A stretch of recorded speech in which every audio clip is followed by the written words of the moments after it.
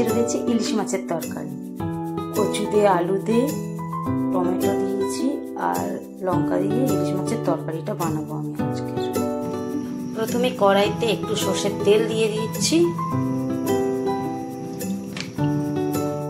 তেলটা গরম হয়ে গিয়েছে, এবার এক এক করে মাছগুলো ছেড়ে দেবো।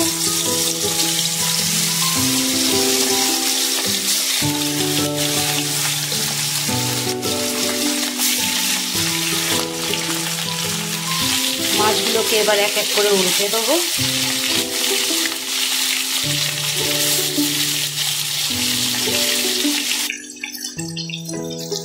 ইলিশ মাছ রান্না হচ্ছে আর একটু তেল না নিলে কেমন কেমন না। একটু তেল তুলে নিচ্ছি। গরম ভাতে ইলিশ মাছের তেল আর ইলিশ মাছ ভাজা, আহ কি স্বাদ! সাথে যদি কাঁচা লঙ্কা থাকে আর কিচ্ছুটি চাই না, একেবারে পারফেক্ট। মুড়ো আর লেজাগুলো ভেজে নেব।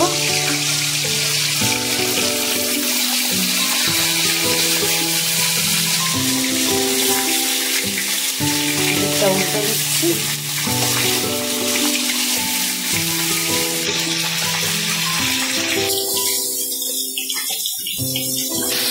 এবার তুলে নিচ্ছি মুড়িগুলো।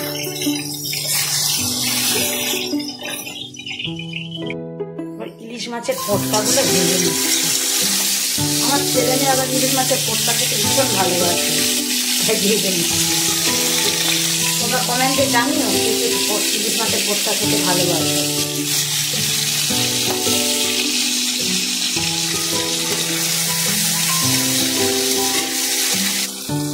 এগুলো হয়ে গেছে, এবার তুলে নিচ্ছি।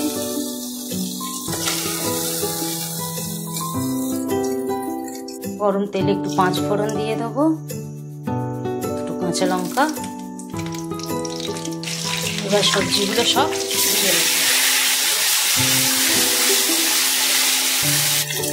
এবারে এক এক করে স্বাদ মতো নুন, হলুদ গুঁড়ো, লঙ্কা গুঁড়ো ও গুঁড়ো মশলা এবারে মিক্স করে নেব।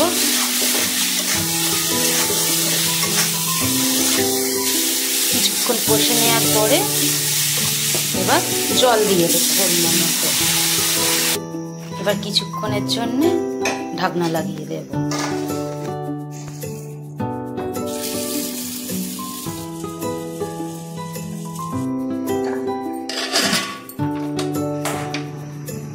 এগিয়েছে, এবার ঢাকনাটা খুলে একটু আস্তে দিয়ে দেবো। গ্যাসের ফ্লেমটা আস্তে করে দিলে এদিকে তরকারিটা চেক করে নিই।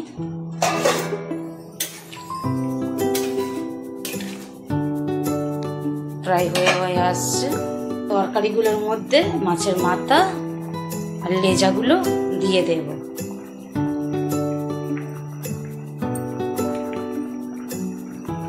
মিনিটের জন্য ঢাকনাটা লাগিয়ে দেবো।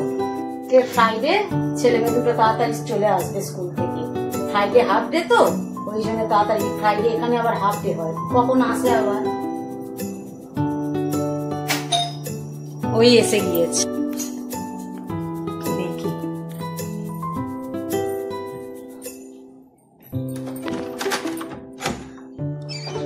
আরে দাদা ভাই এখন আসছে, চলে ভেতর।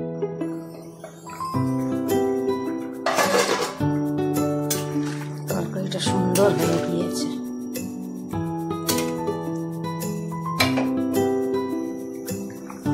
এবার নামিয়ে নেব।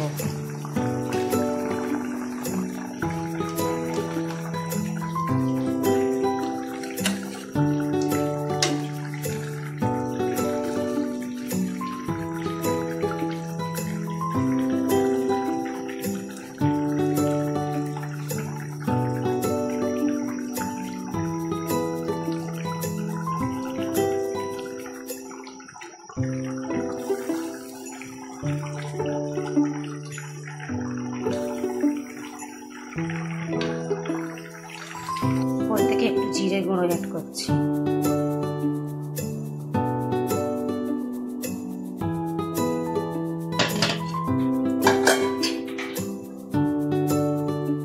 ভাতটা হয়ে গিয়েছে, এবার ফ্যান ছাড়তে দেবো।